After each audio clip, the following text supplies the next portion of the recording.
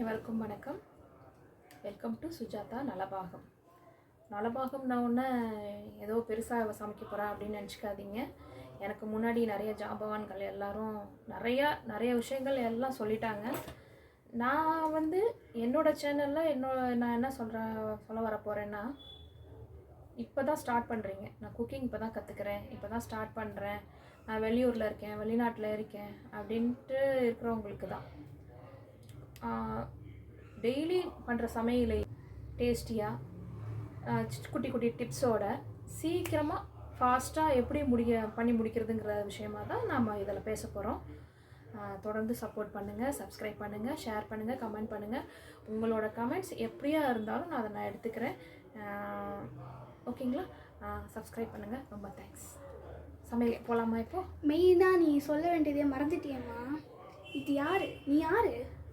என்னோட டாட்டர் சிக்கு டைம் வச்சுருக்க சேனல் இருக்கா. அவங்க அந்த சிக்குவோட மம்மி தான் நான், மாமா தான் நான். சரியா? Okay, thank you. இப்போ சமையலுக்கு போகலாம். இப்போ ஓகே, ஸ்டார்ட் பண்ணலாம். சரி, ஓகே. இன்னைக்கு சமையல் என்ன?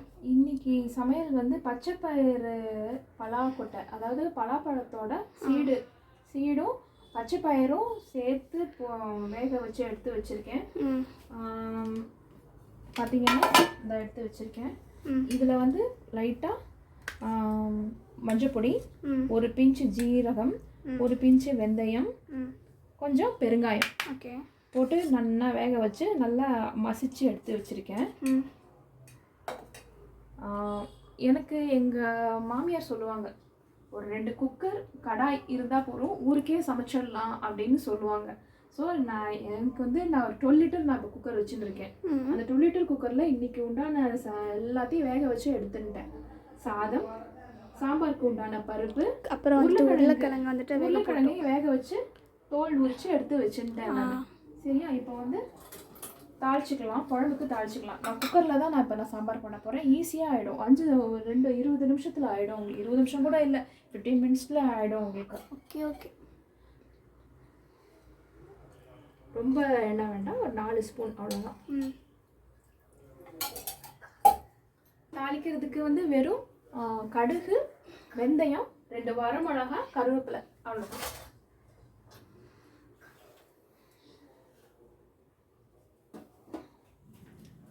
நல்லா காஞ்சுக்கட்டும். எப்பயுமே எண்ணெய் காயணும். நல்லா எண்ணெய் காஞ்சதுக்கு அப்புறமா தான் கடுகு போடணும். கடுகு நல்லா வெடிக்கணும். வெடிக்காம அடுத்தடுத்து நம்ம எல்லாத்தையும் அது மேலேயே போட்டோம்னாக்கா கடுகு ஒரு மாதிரி கசப்பு தன்மை வந்துடும். நம்மளோட டோட்டல் சமையல் எல்லாமே வேஸ்ட் ஆகிடும். ஸோ அதனால எண்ணெய் காயணும், கடுகு நல்லா வெடிக்கணும். ஓகேவா?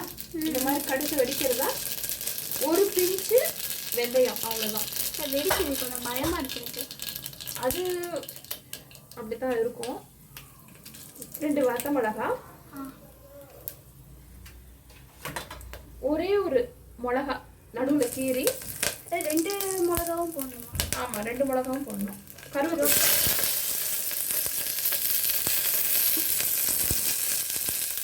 எப்பவுமே குழம்புக்கு இந்த மாதிரி இப்படி குறுக்கில் கட் பண்ணி போட்டோம்னா அது ஒரு டேஸ்ட்டாக இருக்கும் குழம்பு. அடுத்த வாட்டி சாம்பார் செய்யும்போது அதோட பார்த்துடலாம். கட் பண்ணிக்கலாம், கட் பண்ணுறதை பார்த்துடலாம்.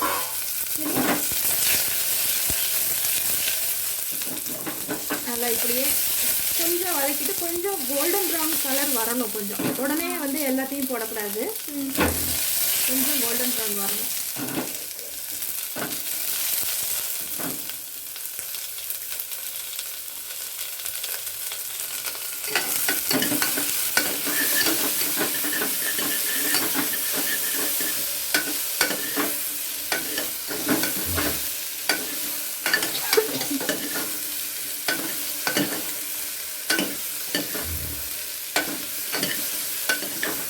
கொஞ்சம் கோல்டன் ப்ரௌன் கலர் வந்துட்டு இந்த டயத்தில் லைட்டாக மஞ்சப்பொடி, ஆமாம், கொஞ்சம் மஞ்சப்பொடி, சின்ன நெல்லிக்காய் சைஸ்க்கு நான் புளி வச்சுருக்கேன், புளி ஊற போட்டு வச்சுருக்கேன். அதை கரைச்சி விட்டுறலாம்.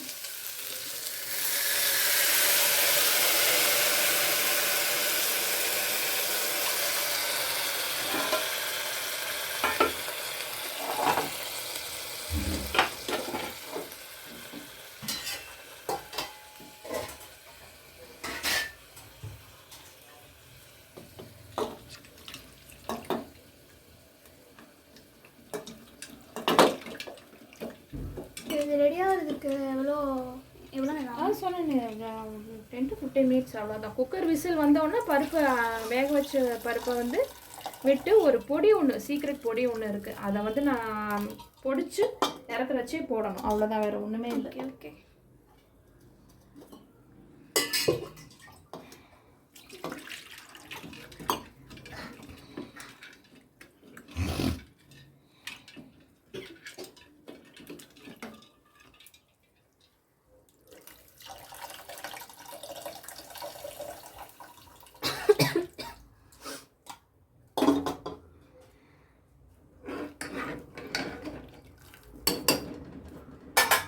விட்டாச்சு. இப்போது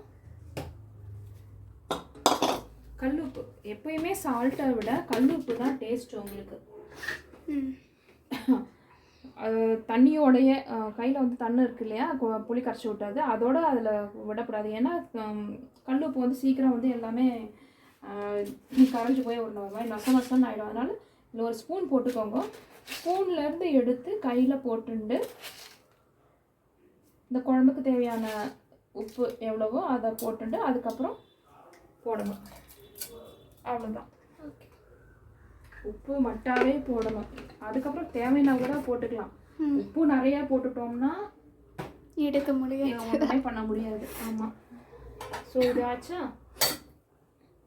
இது கொஞ்சம் ஆகட்டும், மூடி வச்சு ஒரு 2 விசில் விட்டாலே போதும். 2 விசில் விட்டு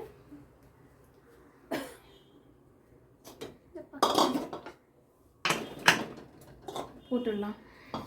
இப்போ இந்த கடாயில் இதுக்கு உண்டான பொடி ரெடி பண்ண போகிறோம். இப்போ சாம்பாருக்கு ஆமாம், இது மேல் பொடி மாதிரி. இது மேல் பொடி வந்து எப்படின்னா, ஏற்கனவே நான் வச்சுட்டுருக்கேன், ஆனால் அதை நான் போட மாட்டேன்.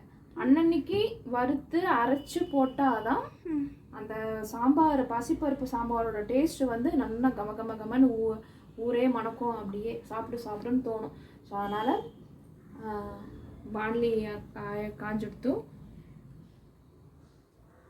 இப்போ வந்து இதில் என்னென்னா கொத்தமல்லி வேறு, 4 வரமிளகா, கொஞ்சம் கடலைப்பருப்பு, ஒரு பிஞ்சு வெந்தயம். இதை வந்து எண்ணெய் விடக்கூடாது, வறுத்துட்டு பொடி பண்ணி வச்சுக்கணும். அதை எப்போ போடணுங்கிறத நான் சொல்கிறேன் உங்களுக்கு, ஓகேவா?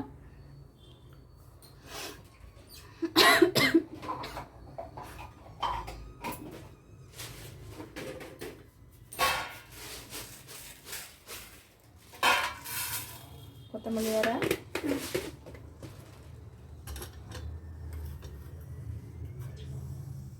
ஒரு பிஞ்சு வெந்தயம்,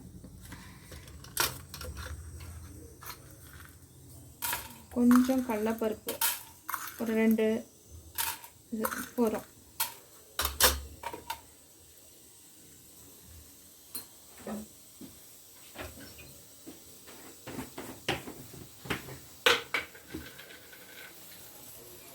நம்ம காரத்துக்கு ஏற்ற மாதிரி ஒரு காம்பை கிள்ளிட்டு ஒரு 5 வரமிளகா.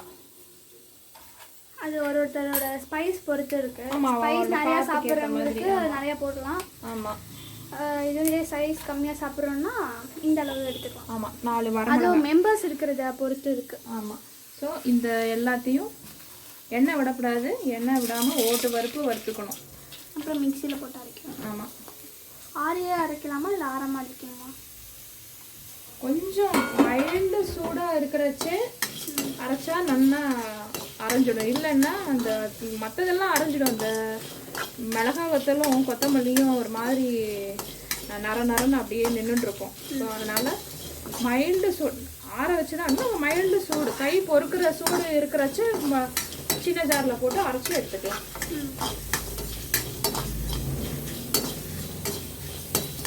ரொம்ப வறுக்கப்படாது. நான் உங்களோட சிப்பு. எங்கள் அம்மாவோட சேனலுக்கும் நல்லா சப்போர்ட் பண்ணுங்கள், ஓகேவா? எங்கள் அம்மா சேனல் பேர் சுஜாதா நலபாகம். ஸோ வந்து எங்கள் அம்மா சேனலுக்கும் சப்போர்ட் பண்ணுங்கள், எங்கள் சேனலுக்கும் சப்போர்ட் பண்ணுங்கள். ஸோ என்னோடய சேனலுக்கும் சப்போர்ட் பண்ணுங்கள். நானும் நிறையா வீடியோஸ் உங்களுக்கு அப்லோட் பண்ணுறேன். எங்கள் அம்மாவும் நிறையா வீடியோஸ் அப்லோட் பண்ணுவாங்க. தேங்க்யூ, பாய். பாய். பாய். இது ரொம்ப வறுக்க வேண்டாம். கொஞ்சம் அந்த கொத்தமல்லி வர வந்து வாசனை வரும். இது சாம்பார் பொட்டேட்டோ கறி எனக்கு தெரிஞ்சு பிடிக்கும். எனக்கு வாசனை வர்றச்சே அவ்வளோதான், ரொம்ப வறுக்க வேண்டாம். ஓகே.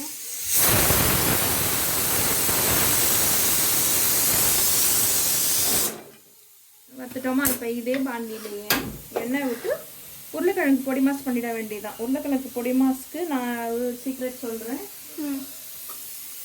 எனக்கு தெரியும் அது என்ன பண்ணணும். நம்ம பண்ணுறச்சே சொல்லணும் இல்லையா? அதனால் கொஞ்சம் உருளைக்கிழங்கு கொஞ்சம் நல்லாவே எண்ணெய் விடணும். ரொம்பலாம் விடணும். நம்ம எப்பயும் விடுறத விட கொஞ்சம் எண்ணெய் விடலாம், அவ்வளோதான். ஜாஸ்தியாக வேண்டாம். ஆமாம். இப்போது எண்ணெய் காயிட்டோம். இதில் குக்கர் இருக்குது. குக்கரில் வந்து நம்ம உப்பு புளி எல்லாம் கரைச்சி விட்டு அந்த தண்ணி 3 விசில் வந்து ஆயிடுத்து. ஓப்பன் பண்ணிவிட்டு ஆயிடுதா? இப்போது இந்த டயத்தில் வந்து நான் அந்த பலாப்பழத்தோட சீடை வந்து வேக வச்சு அது மேலே வந்து ஒரு தோல் இருக்கும், அது காக்கா தோல்னு சொல்லுவோம், அதை ரிமூவ் பண்ணிவிட்டு வேக வச்சுருக்கேன். அதையும் இதில் போடுறேன். அப்புறம் பச்சைப்பயிரில் இருக்க அது வந்து புரோட்டீன் அவ்வளோ சத்து இருக்குது அதில்.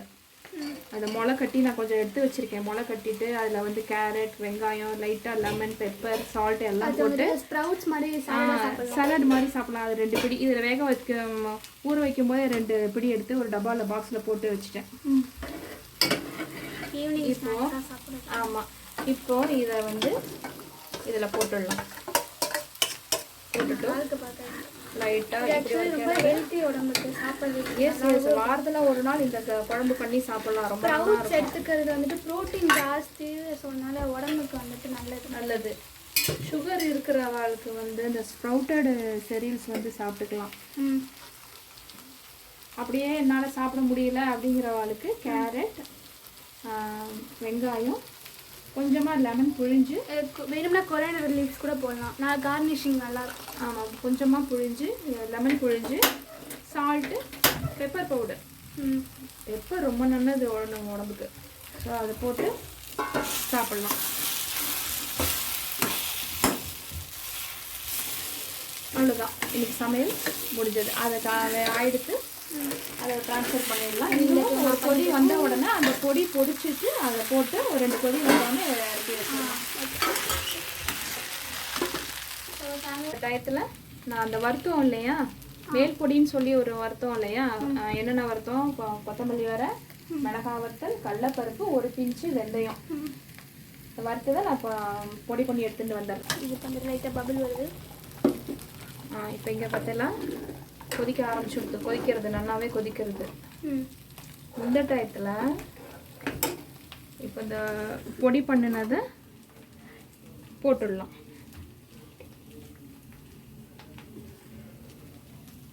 ஓகே.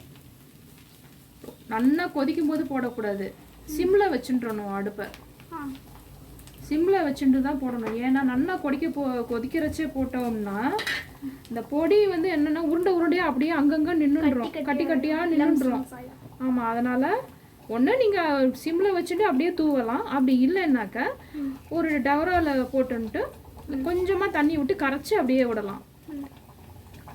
ஹை ஃப்ளேமில் வச்சு மட்டும் எந்த பொடியுமே போடக்கூடாது. அது கட்டியாக ஆகிடும். அந்த கட்டியாக இருக்கிறத நம்ம வந்து இது பண்ணி குத்தி நம்ம இது பண்ணுறதுக்குள்ளே நமக்கு பசி வந்துடும். அதனால் பசி போயிடும். ஆமாம், அதனால் பண்ணுறச்சே கொஞ்சம் பார்த்து பண்ணணும்னா சமையலுங்கிறது ஒரு கலை. அவ்வளோதான். நான் வந்துடுத்து இப்போது பொடி வந்துடுத்து சிம்மில் ஹையில் இருக்குது. இப்போ நான் சிம்மில் வச்சுட்டேன்.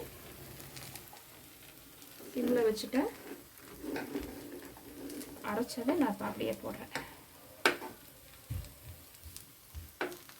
அவ்வளோதான்.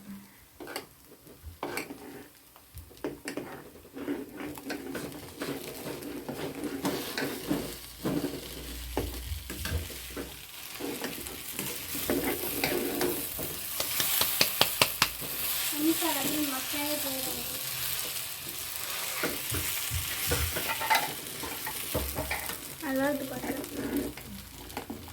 கலர் அப்படியே சேஞ்ச் ஆகிடுச்சு டோட்டலாக. ஆமாம், அந்த பொடி போட்ட உடனே பார்த்தீங்களா நல்ல வாசனையாக இருக்குது. இந்த டயத்தில் லைட்டாக கொஞ்சம் பெருங்காயம் போட்டுக்கலாம் நம்ம. அசோபட்டீடா. ரொம்ப வேண்டாம், கொஞ்சமாக, அவ்வளோதான்.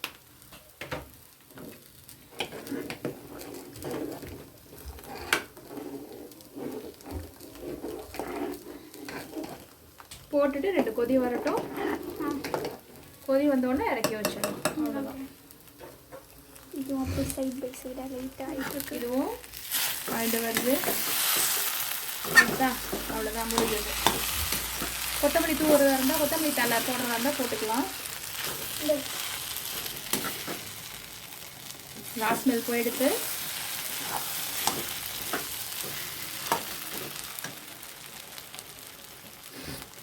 இப்போது கொத்தமல்லி தலை அலம்பி வச்சுருக்கேன்.